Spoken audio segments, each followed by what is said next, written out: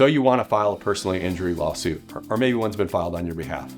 What happens next? I'm Jim Gordon at Beers and Gordon, and I'd like to explain what happens next in a personal injury lawsuit. The next thing that's going to happen is your attorney is going to send that complaint to a process server. The process server is going to serve that company, that individual, with that complaint.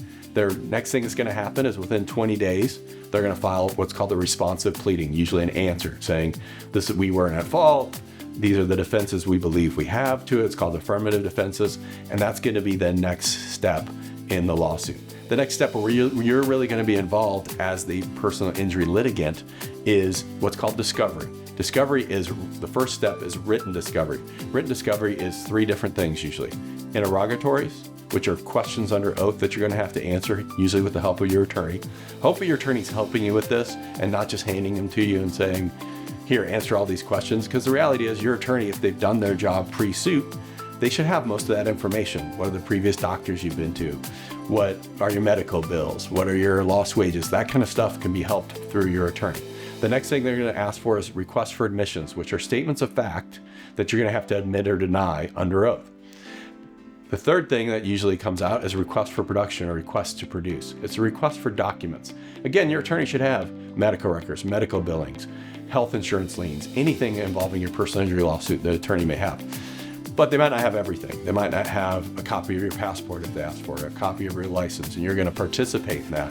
We tell clients that that's going to be an hour or 2 process, working with usually the paralegal at the law firm. The next step is usually after that is going to be your deposition in terms of your participation.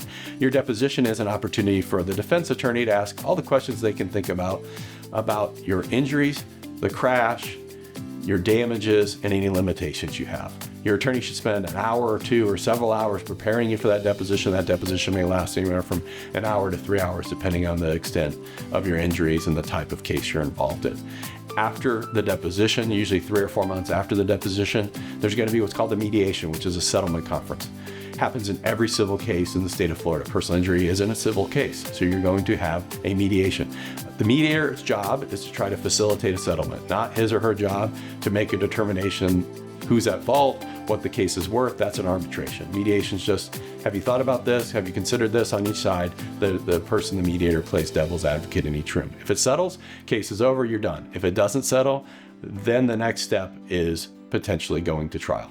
So those are the big, when you look at 30,000 feet overview, there's a lot that gets done in between there, especially from the attorney side. There's a lot of motions that get filed, both preparing for trial and motions that get filed during the work. But what you have to do, the 3 things, really the biggest important things you have to do is written discovery, deposition, mediation. And then if you are one of those 5% that don't settle at mediation or shortly thereafter, then you end up at trial. That'll be your 4 things you'll have to participate in.